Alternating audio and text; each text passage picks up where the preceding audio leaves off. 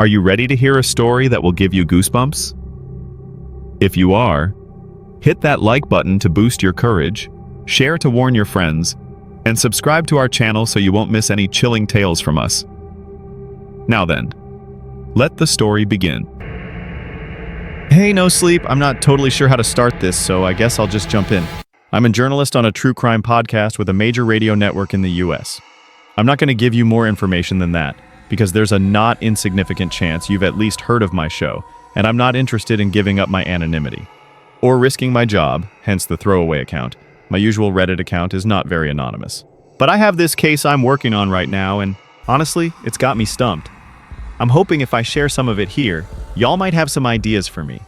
I'm one of the hosts on this true crime podcast that mostly covers unsolved homicides and missing persons cases. I have a public email address that I share on every episode and in the show notes, so people can send me stories and leads and stuff. I get a lot of emails, and to be honest, I write a lot of them off as bogus, but I do get good ones that I end up researching and recording episodes on. The podcast is billed as investigative journalism, but I don't honestly do a lot of investigating. I do internet research. I call local police departments and other sources. I wheedle information out of anyone I can, but I don't do any boots on the ground investigating, until recently. I'm going to tell this story with fake people and place names because it's easier than using vague pronouns. So let's say this takes place in a little New England town called Kent, Massachusetts. This particular email came in late at night, when I was about to shut the computer and go to bed. I've been doing this for nearly 4 years, and my podcast, more because of the notoriety of the network than me, has a pretty big following. So I'm no stranger to disturbing, gory emails. But the further I read this email, the more gruesome the story got. My attention was initially struck by a link that read, using a fake website here obviously, www.kentma.com news breaking night boy acquitted Halloween triple homicide. I clicked the link before I read the email, but it was just a blurb, not even a full article from 6 years ago. The trial for the triple homicide of Kent high school students Ashley Breyer, 18, Rose Thorpe, 17, and Matthew Ryan, 17, on the night of October 31st, 2012, comes to a screeching halt as Victor Knight, age 11, is acquitted for the crime after the defense presented screenshots and data logs proving that Knight was playing a video game online at the time the crime was committed. No other suspects have been brought forth at this time. More tonight at 8. I sat back in my desk chair, dumbfounded. A triple homicide 7 years ago, less than 100 miles away from where I was currently sitting, and an 11-year-old boy was the primary suspect. How had I never heard about this? 7 years ago, I was a freshman in college, taking my first journalism course at UMass Hopkinton, even closer to Kent than where I live now. I couldn't believe we never talked about this case.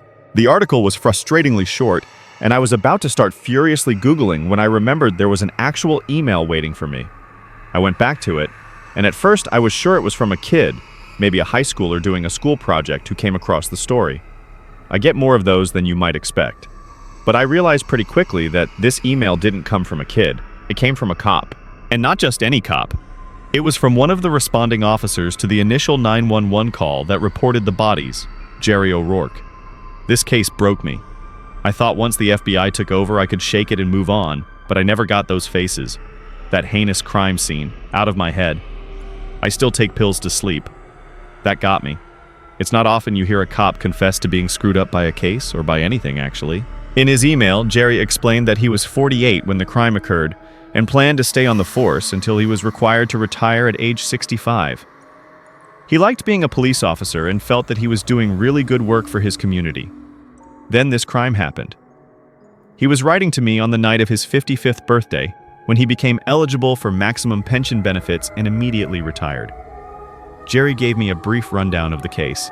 Around 8 in the morning of November 1st, 2015, an elderly lady was walking her dog in the woods behind her house. She came across what she first thought was the leftovers of a Halloween prank because of the way the bodies were posed and dressed, until she got close enough. It was 3 students from the local high school: Ashley Breyer, Rose Thorpe, and Matthew Ryan. All 3 were seniors and heavily involved in varsity football and cheerleading. It was, as Jerry said, a heinous crime scene, although it was even worse than I knew from that initial email. Ashley and Rose were wearing their cheerleading uniforms, holding their pom-poms, arms stuck out in cheerleadery ways. Matt was wearing his football jersey, pads, and helmet, and had a football tucked under one arm. All three of them bore evidence of brutal, fatal wounds to their heads, necks, and torsos. Within a few weeks, an 11-year-old boy was arrested for the murders.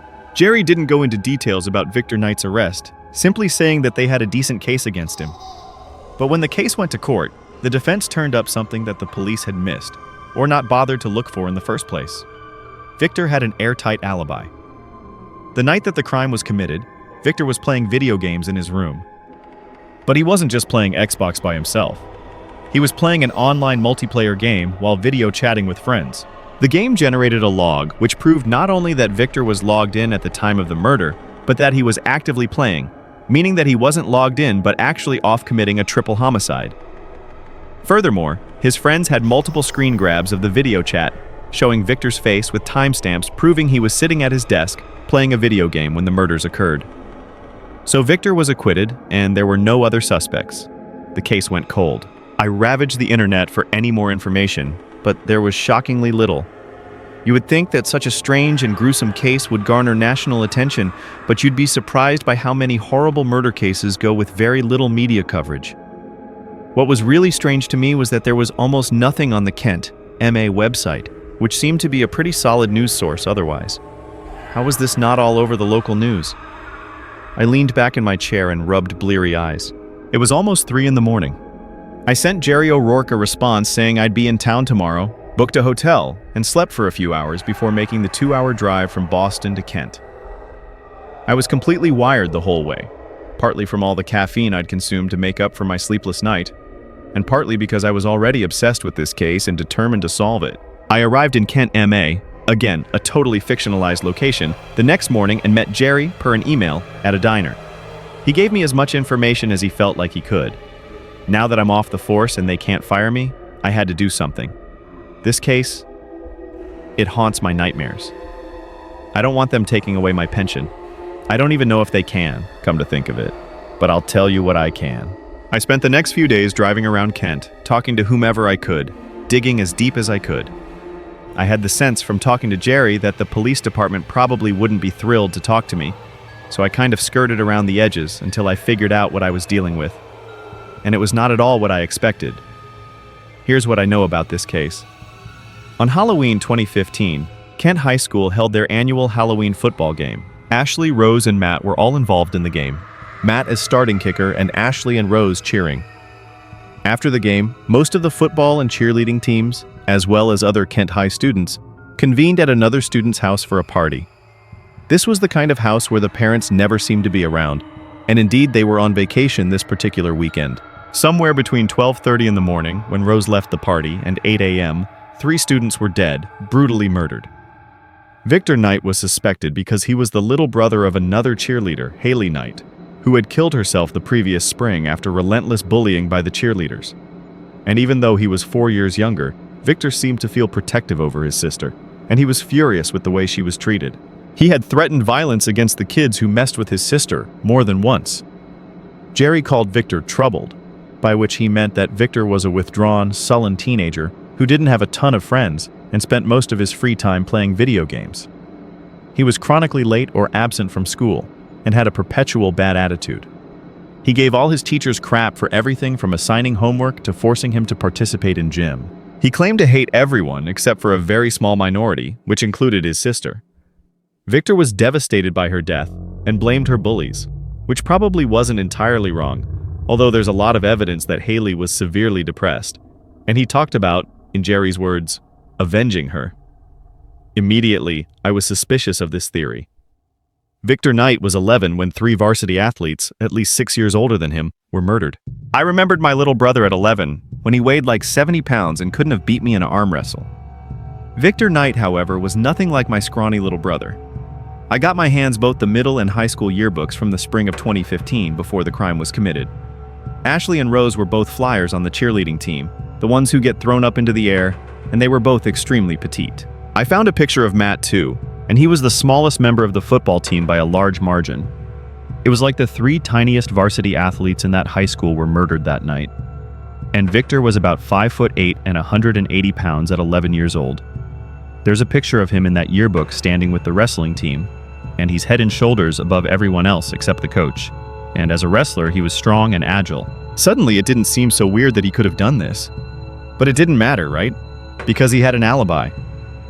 I found out from the newspaper archives that the woman who found the bodies was an old lady named Helen Jones, and she lived in a neighborhood we'll call Brookside Hills, which backed up to the woods where the bodies were found. I went there, hoping to talk to her or anyone else who might have insight. I came across an old lady tending a tidy little garden in the front of one of the matching beige houses, with a little white dog sniffing around her ankles, and I got one interesting thing out of her. Of course, many of us have our suspicions. The night kid? She laughed bitterly. Well, some people maintain that his alibi was faked, but no, I meant, well, my neighbor Karen. She trailed off, and I silently willed her to finish the sentence. Never mind. I don't like to talk about it. Come, Henry. She pulled a treat from the pocket of her apron, and Henry lost interest in me immediately. I watched him go, and wondered who Karen suspected over Victor Knight. Walking back to my car, I stopped and really looked at the woods, and I realized they really weren't woods. Standing 100 yards away from the tree line, I could see the highway on the other side. It was really just a thin strip of trees, largely cleared of brush, that I suspected had been left in place or cultivated for the simple purpose of blocking sound from the highway to the neighborhood. Even at night, with the powerful-looking street lamps in the neighborhood and the lights of the highway on the other side, I didn't think it would provide much cover. In other words, it wasn't a great place to commit a murder. Or 3. I had to cut through someone's lawn to get to the trees, which were mostly smallish pines and pretty sparse. There was hardly any brush. I didn't know exactly where the bodies were found, but it wasn't a long stretch trees, so I started to walk. I don't know what I was thinking, if maybe there would be a memorial or something, and I didn't think there would be any kind of forensic evidence now, 7 years later, but I felt compelled to find the spot if I could. It was just a few houses down from Helen's. 3 white wooden crosses had been stuck into the dirt, which made the spot look like Calvary, where Jesus was crucified with those 2 others. It looked like someone was trying to plant flowers, but they were all withered, even the mums that should have been in full bloom in early October. It looked like something had been written on the central cross, and as I stepped forward to get a closer look, my foot hit something horribly squishy. It was a dead rabbit, but it didn't look like it had been killed by an animal or something. I kind of nudged it with my shoe and then gasped. Someone had slit the throat. I was suddenly overcome with terror. It hit me all at once what I was doing here, what had happened here, and that something was very wrong in this place. I wanted to run back to my car, but before I did, I saw what was written on the central cross. Never forget. It wasn't written in an elegant hand, with a heart or anything pretty. It was carved into the wood as though with a dull knife, all sharp corners and splintered wood. Worse, there was a smear of what could only have been blood underneath the words, as though to underline them. My heart was pounding in my throat. What had I gotten myself into? What was going on here?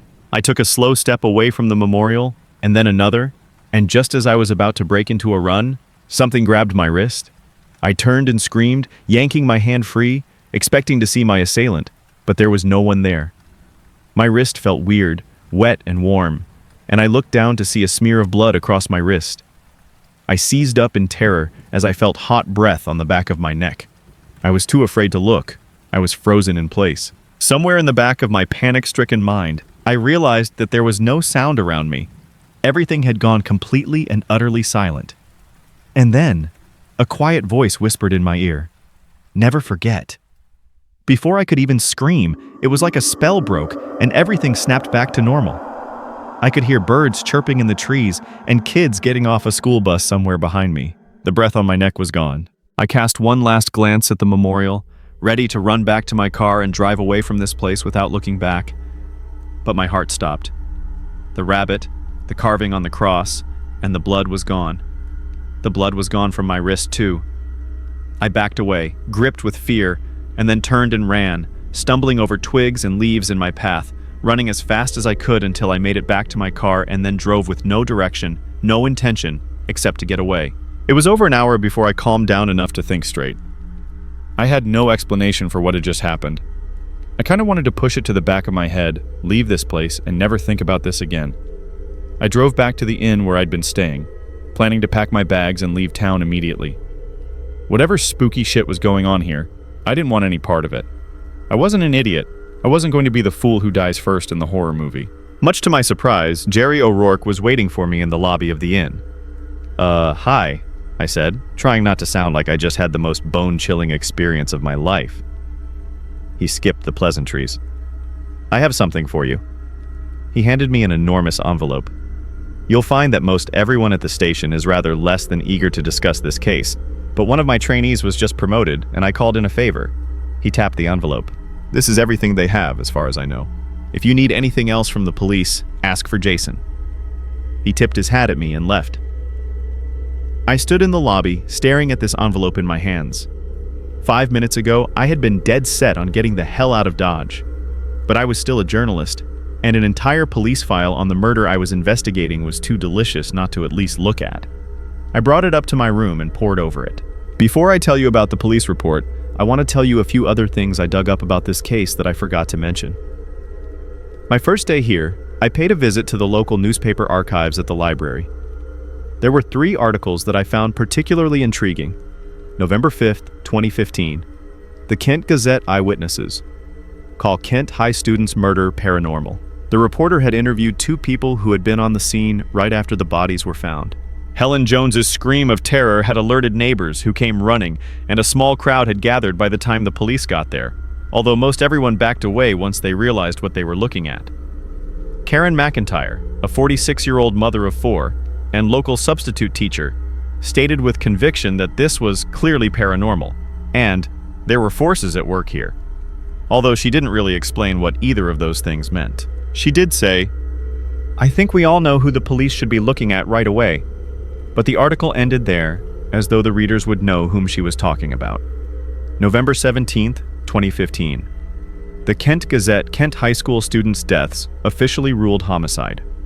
Up until the police report, this article gave me the most hard evidence I had so far, and it was bizarre. Although the autopsies confirmed that this was definitely a homicide, no causes of death were officially determined for any of the victims.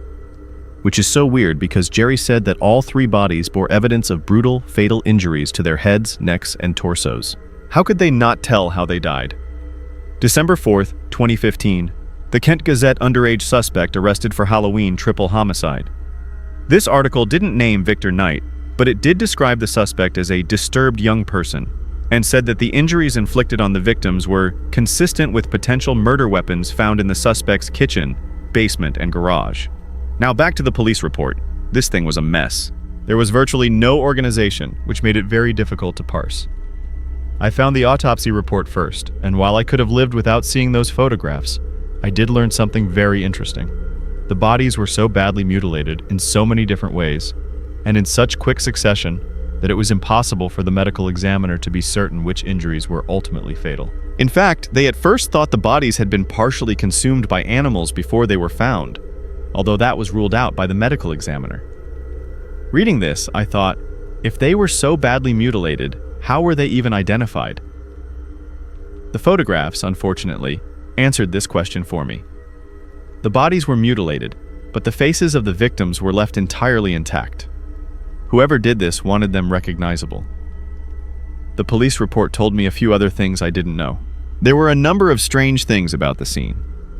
One was that all 3 bodies had their mouths and pockets stuffed with whole, peeled cloves of fresh garlic.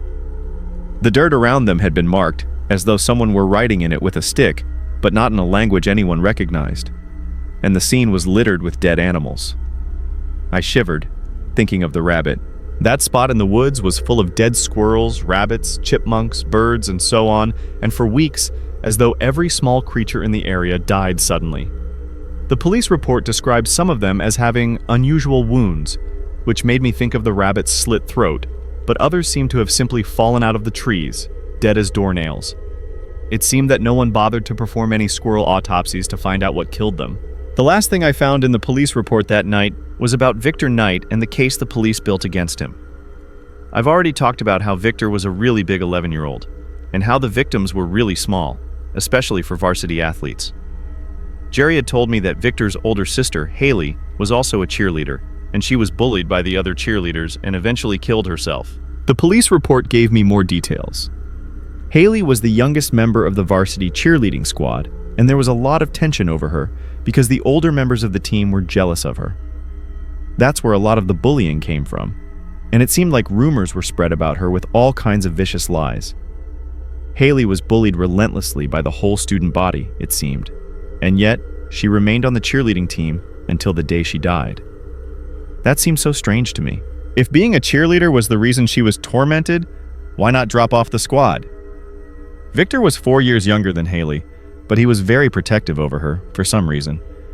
His parents were interviewed by the police and said that Haley was his favorite person in the world, and they were very close. He was devastated when she died, and said all kinds of horrible things about hurting the people who hurt Haley. That's where his motive for the murders came from, getting revenge for his sister. However, the Knight's parents also talked about how Haley was profoundly depressed long before the bullying started, long before she tried out for the varsity cheerleading team. They had tried to get her help, but they said it was almost as though she was afraid of something. Afraid. That seemed like such a strange way to describe a depressed person. I sat on the edge of the bed, staring mindlessly out the window into the blackness behind the hotel, thinking. Something moved outside, and I blinked, startled, at the flash of something light-colored outside. But it was gone as quickly as it happened. I stood up and went closer to the window, looking for whatever it was. There was nothing out there. It was just flat blackness. Too black, actually. There was no light, no shadow, no dimension. Just pure, deep blackness. I squinted into it, too confused to be afraid, until two things happened at once. An ear-piercing scream shattered the room, and at the same moment there was a flash of lightning across the window that caused me to leap back in fright. I collided with the bed and stumbled to the floor. I curled up against the nightstand, heart pounding, the echo of the lightning flash emblazoned on the inside of my eyelids. Who had screamed? Was it me? I went to the door and opened it, expecting to see people rushing about, trying to find out who was hurt or what was going on. But there was nothing. A maid walked by pushing a cart. "Excuse me," I said. "Did you hear that?" "Hear what?" You didn't hear anyone scream?" She shook her head, looking at me kind of weird. "No." I nodded. "Great." I went back into the room and shut the door. What the fuck just happened?